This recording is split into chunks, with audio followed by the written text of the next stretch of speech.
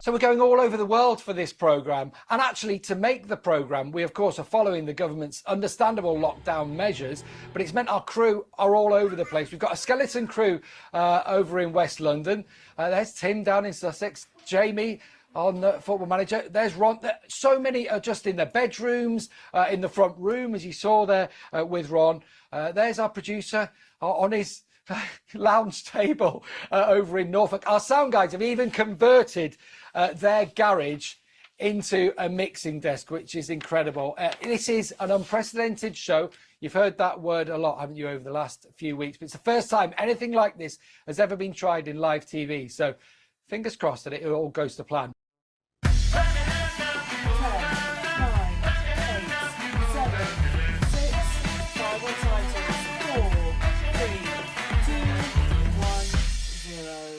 We were really keen to carry on working. So this is actually my study.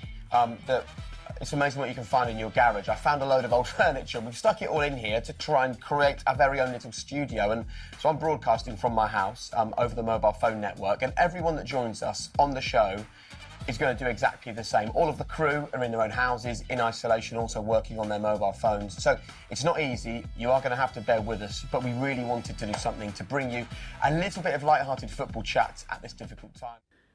Hi, I'm Heather McLean, editor at SVG Europe, and I'm here today with Jamie Hindhaugh, Chief Operating Officer at BT Sport, and Dan McDonnell, Managing Director at Timeline TV, to talk about how BT Sport decentralised its football production. Okay, so let's talk about how the pair of you went about decentralising BT Sport's production of your National League, Premier League and FA Cup coverage, first of all. So what did you need to go remote with first, and what was the pressure behind that choice right at the beginning? I think firstly, our first stage wasn't to decentralise BT Sport. It was actually to centralise BT Sport, obviously driven by this awful pandemic. Ensuring that we had as minimum number of people on site as possible. Bearing in mind Stratford, on a busy day with Timeline staff, BT Sports staff, and we also have Move on site as well doing our graphics. We have Sunset and Vine there as well. So we average between 200, 300 people, even when there's something live happening. And it was very clear to us with this pandemic that we were sent home, weren't we, basically? So we had to work primarily with Dan and his team to enable BT Sport to stay on air, but to not function from Stratford. So the first stage really was, how do we centralise our operations? So how do we remote our operations that are now all of our people to decentralise, but actually all the core systems need to be centralised. So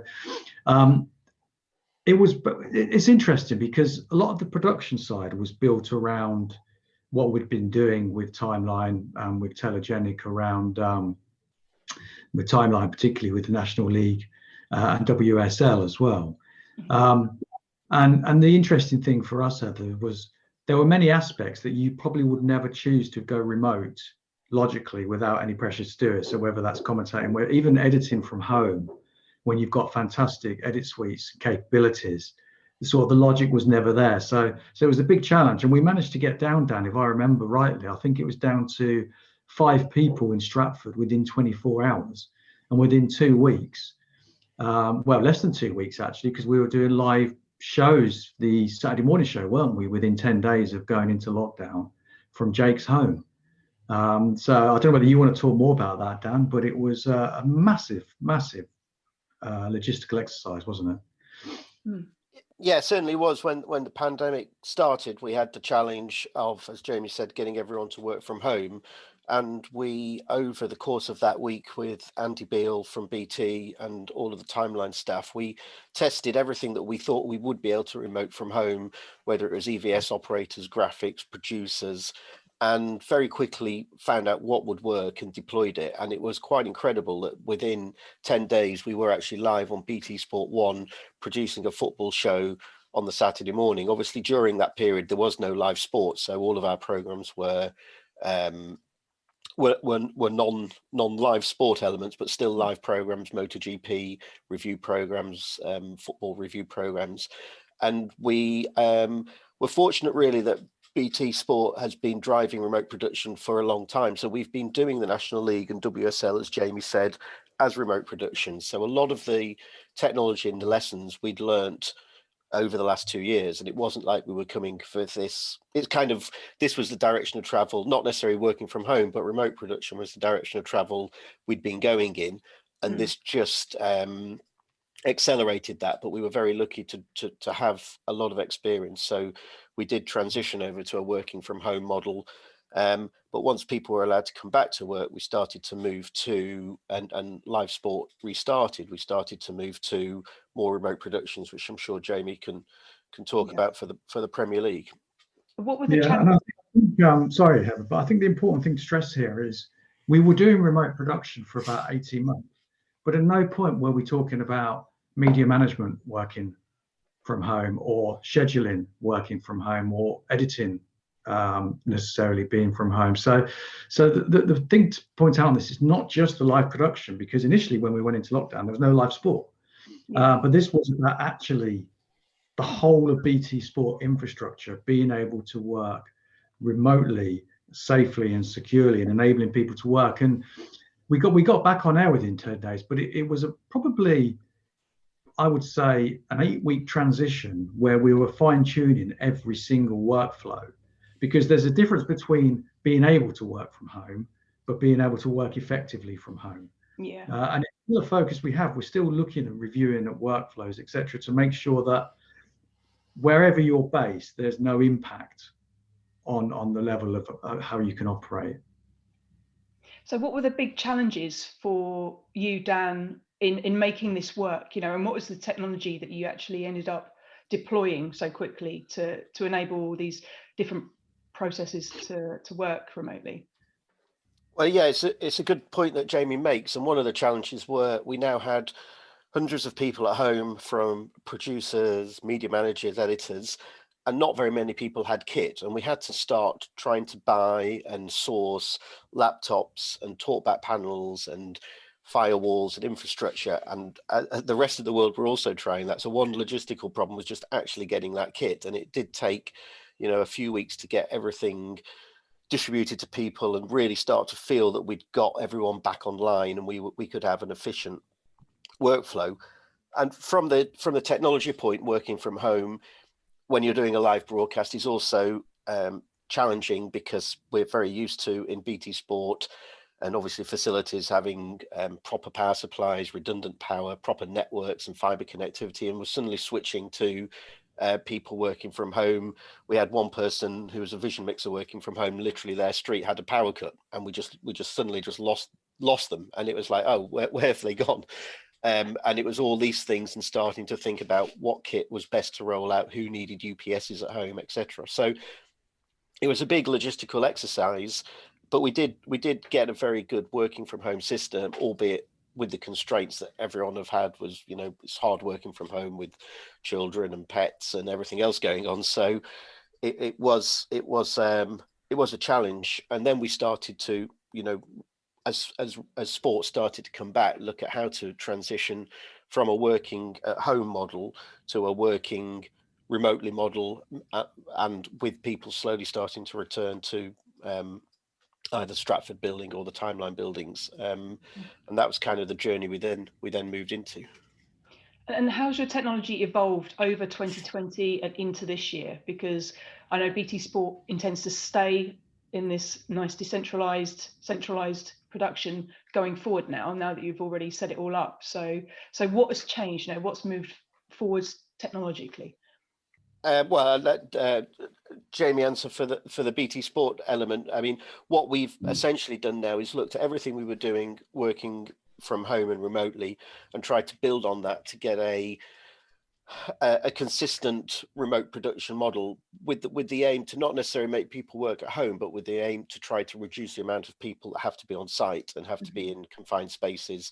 It's much easier to socially distance and have protocols in place within our broadcast facilities than it is on site. So we've been working to put in robust solutions, and we do now have much fewer people on our mainstream OBs at Premier League matches, FA Cup matches, National League, WSL than we did used to have. So a lot of technology is being put in to enable that, and there's big technology going in at the moment at Stratford to enable it to happen further.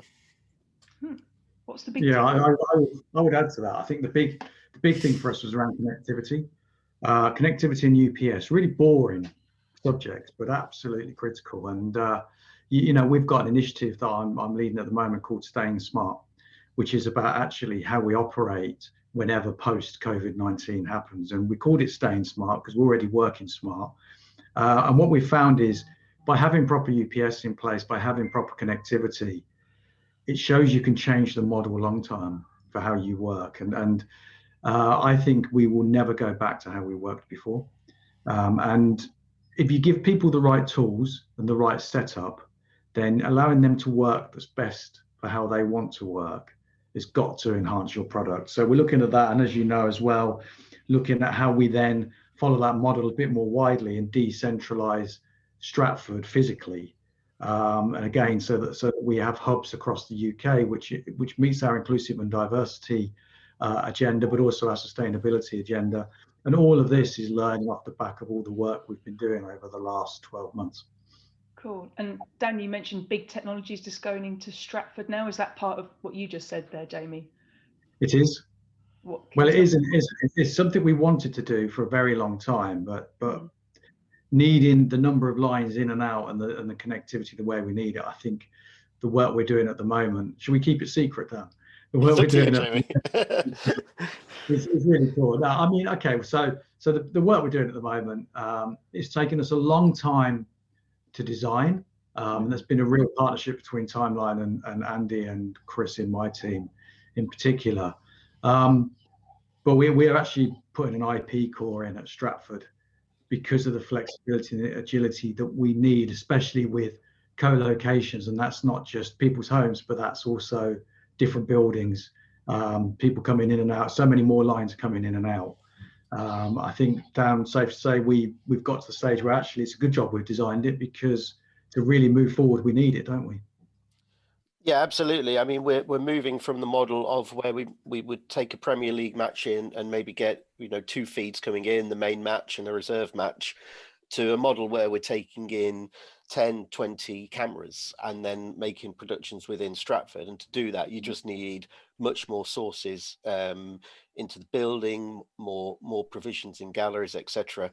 And the logical step to that was to move from the SDI platform to an IP platform, which Jamie commissioned us to do, and we're slowly rolling that out over the next few months. Stratford's obviously a very big facility, so we can't turn it off. We're 24 hours, so we're doing it in stages. But we'll eventually transition to a IP workflow, which will enable us to do 4K, HDR, Dolby Atmos remote productions as a very easy, and we can roll it out to more and more events. Fantastic. Cool. I can't wait to learn more about that one. And I wanted to touch on your Stream Anywhere app as well, Dan, and how that helps Jamie's team work. You launched it at the beginning of the pandemic. So how does that slot into making this happen? When you launched it really early on as well, so you must have been Yes, it wasn't originally conceived for as a pandemic solution. We'd been designing an app that allows you to use an iPhone 11 as a broadcast camera. It can get broadcast quality pictures out, and we designed this to be more of an onboard camera solution for where we needed to fit onboard cameras to, in places where we couldn't put a traditional camera because it was too heavy. The iPhones are waterproof, super light. And then when the pandemic hit, we suddenly had the problem that we had lots of contributors, famous footballers, celebrities, all sorts of people needing to contribute into programs. And we started obviously doing, the normal Skype and Zoom, but the quality of those are what everyone's used to. And we could utilize the iPhone technology to get us a broadcast quality picture.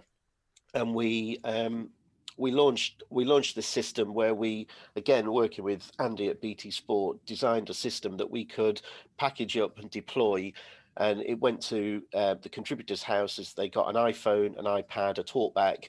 We had a little video. They could set it. We literally had the who's who of the football world setting up their own camera kits, with their own talkback and then doing lives from their house, and it became a very, very common thing. We'd have shows with like 10 contributors in, the kits would return back to Timeline, we'd clean them and prep them again and get them out. And we are still using it where it needs to, but the ability during the height of lockdown, where we weren't allowed to go into people's houses, we weren't allowed to travel, really allowed us to do a program that didn't look like a Skype and Zoom quality. It just looked like a full program. So it was a really good timing of the app, and has now gone on to be launched as a product that lots of people can use, and we're using it on all sorts of other programs, not just BT Sport as well. Brilliant. And I guess that fits into the whole BT Sport EE BT kind of ecosystem with 5G and all that sort of fun stuff. So last one for you then, how are the pair of you moving forwards with remote and decentralized productions overall? I know we've kind of touched on it already, but is it here to stay, and in what form? What else might we see from each of your companies and working together over the course of 2021? Well, if you want me to go first, I mean, remote is here to stay. It was always part of our roadmap. I think we've talked to you this about before, Heather. We had 4 years in our plan. We did it in 5 weeks. We are already producing remote coverage of live games in 4K HDR. We are looking at 8K, as people know. So we're looking at continuing on that core principle. I'm also looking at, as I've mentioned, decentralised in Stratford, giving us a bit more reach in other areas. But for me, it's about pick and mix. So it's about having all of these different opportunities, and then trying to identify the best way that individuals want to choose to work and how they incorporate themselves into a production workflow. And I think what's gone is the past, where it was, this is how you'll work, this is how we've always done it, to right, okay, so we know what we need an EVS op now. Shall we have them in Birmingham? Can they be in Glasgow? Do they need to be in Stratford? Or actually do they want to do that from home? And it's having that sort of mix, and you can only really do that when you've got the confidence and the right relationships with people like Timeline and also Telegenic that we work with on OBs as well, to give people like me that opportunity to look at, actually, what do I want to do? How do I want to make it work? Mm-hmm. So it's building on. It's a really interesting one. It's a very hard one to articulate, but actually last year, COVID-19 has been really powerful for us from both the community aspect. I think as teams, we're all closer, believe it or not, even though we're all more distant. But what it's also done is it's really liberated thinking about how you do things in the future. And there's much more focus now on well-being and agility, because I think we all recognize that the happier people are, the better the product is. And that community relationships that have really grown over the last year just puts us in a really strong position to just keep moving forward, but looking forward, not backwards. Definitely. Pick and mix it is then. It is. Great. Yeah, no, I would definitely agree on that. The pandemic led us into, we had to work remote and we had to work in a certain way. Now we're slowly coming out of that, mm-hmm. and we're able to do programs. And as Jamie said, decide, like we're doing the Formula E at the moment, which traditionally everyone would have gone to site, but we've now split it. So we have some remote operations and some on site. And I think the way forward over the next year will be people looking at programs and OBs and saying, well, do you know what? It'd be really good to have those few people back in base and not travel, because it's much easier to work together. We're not out of the country, or you're not going to another place. But do you know what? We really do need those people on site from a creative or engineering point of view. And I don't think we have to now think of it as this is a remote OB or this is a remote program. I think we think of it as this is an OB, and which bits are good to be remote and which bits are not. And we've learned, we've literally tried every single bit remote. So we've got a very good idea now.